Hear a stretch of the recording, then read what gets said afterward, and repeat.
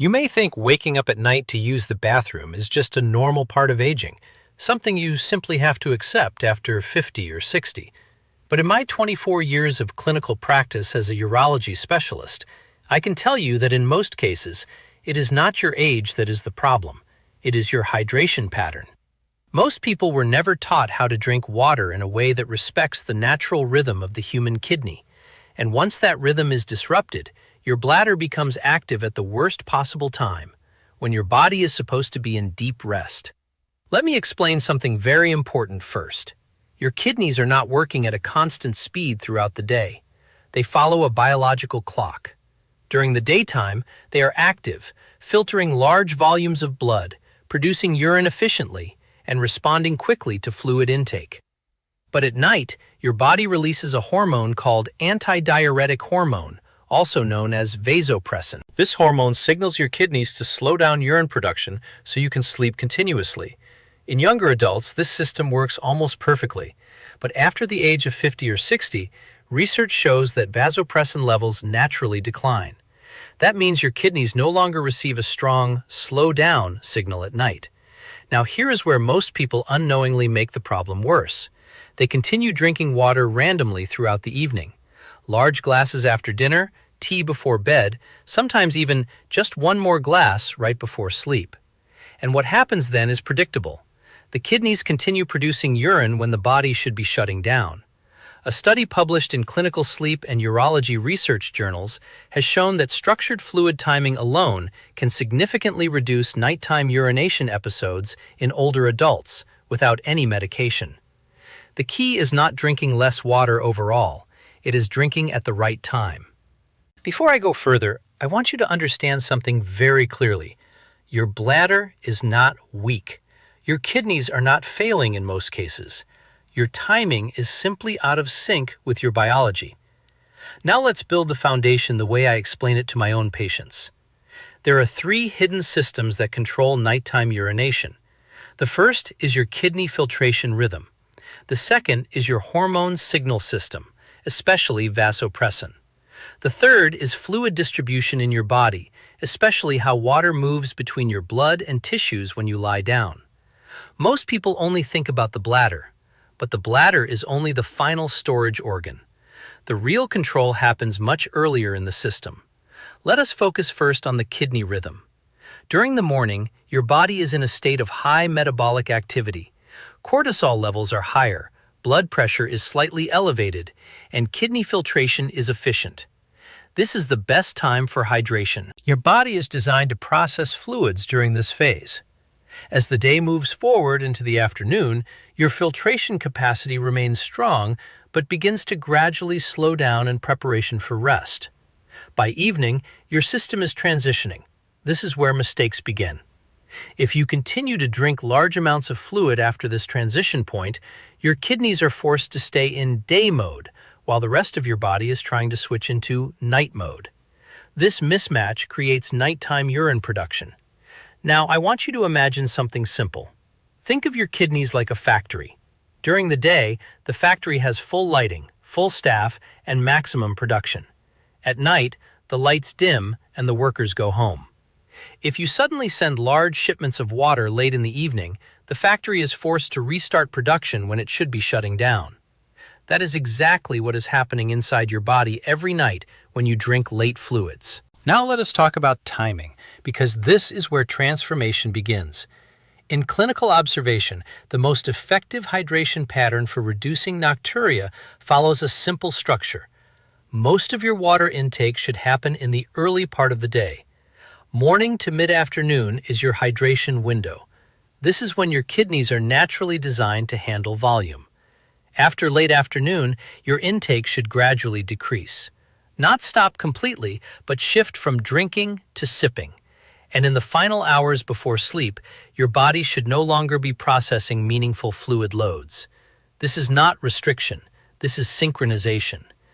There is another critical factor that almost nobody considers, and this is something I often discuss in a simplified way inspired by nutritional physiology research similar to what Dr. William Li has highlighted in his work on body systems and natural regulation. Your body does not respond to single actions.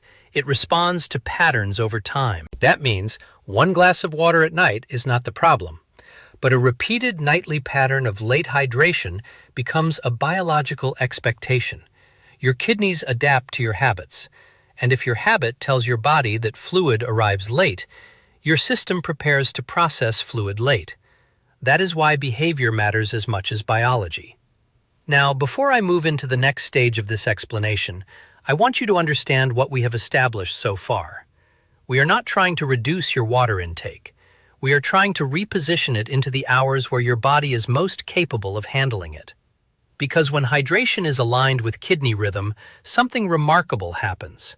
Nighttime urine production naturally decreases without forcing your body into dehydration or stress.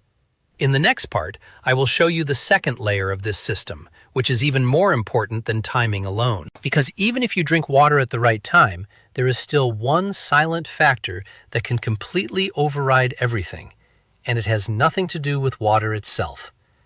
It has to do with what your body stores during the day and how it releases it at night. And once you understand this mechanism, you will finally understand why so many people wake up at 2 a.m. or 3 a.m. even when they did everything right. If you've already understood the first principle, that hydration timing must match your kidney's natural rhythm, then you're ready for the second layer of this system. Because in my clinical experience, even patients who perfectly control their water intake during the day still wake up at night. And that is where most advice online completely fails people. The missing piece is not just how much water you drink or when you drink it. It is what your body does with that water during the daytime. Let me explain this in a way that makes it very clear. Your body is not just a fluid intake system. It is also a fluid storage system. Throughout the day, gravity plays a very important role in where fluid goes in your body. When you are standing or sitting, especially for long periods, fluid naturally accumulates in the lower parts of your body.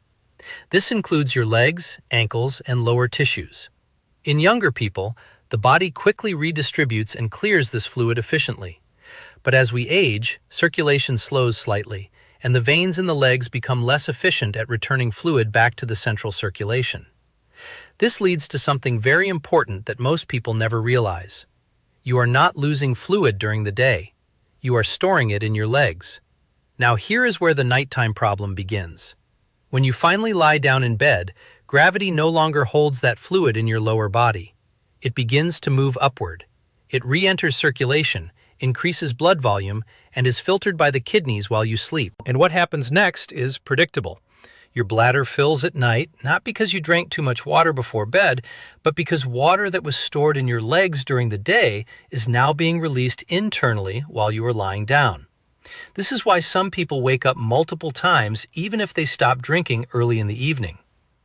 Now let me connect this to something very important in aging physiology research, similar to what is discussed in longevity medicine and nutritional science literature, often referenced by researchers like Dr. William Li.